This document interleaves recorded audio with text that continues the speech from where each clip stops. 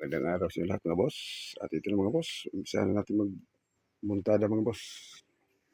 Pero bago pa tayo mag-umpisa mga boss, huwag niyo kalimutan mag-subscribe sa channel ko at pakipindot na natin yung notification bell para updated po kayo sa susunod kong video. At ito mga boss, umpisa na tayo magmunta.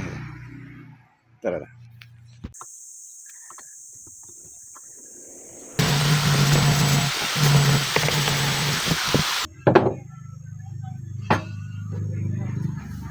Litaw na litaw yung muntada nito mga boss.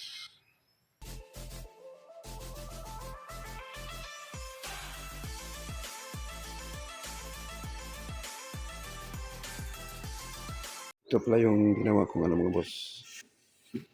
Plataforma, binawasan ko sa gitna. Bali yung makina, yung base ng makina dito na sa gitna. Tapos may bolt siya. Nakakapit ito sa molding para sigurado po tayo hindi uuga mga boss. Tapos dito ng side, dito yung molding. Yan. Pagkatapos mga boss, lagyan natin ng makapal na epoxy dito. Itong side, saka ito.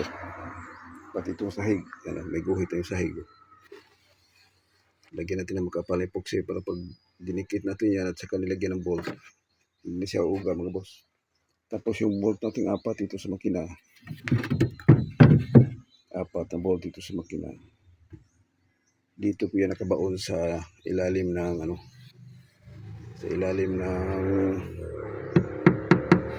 plywood.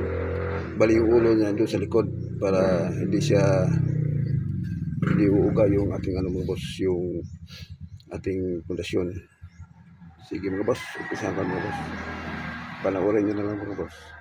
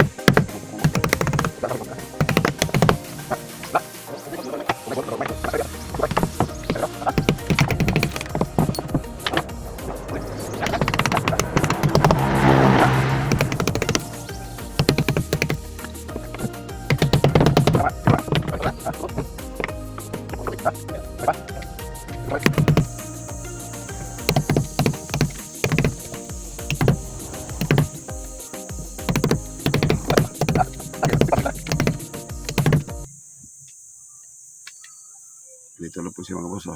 Ibaon mo siya tapos kailangan yung labas doon, kailangan makakapit yung nut saka washer. Okay mga boss, ganito lang siya kadali mga boss. Tapos lagyan na epoxy. Lagyan mo rin na epoxy itong loob. Gawas na boy! Yan ang pandesal. Mga boss.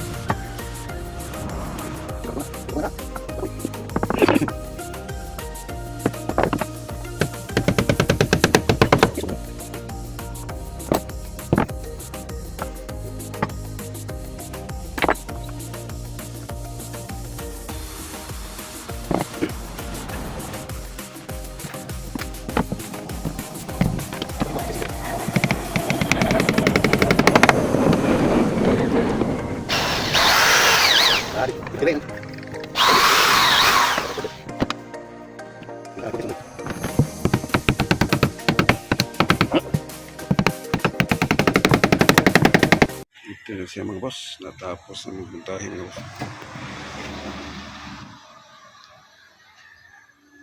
Ganito lang po ang itsura. Ganito lang po ang itsura ng mga muntahe. Muntada kung parang ano to. Muntahe pang reason. Tapos napakababaw ng pupila niya mga boss.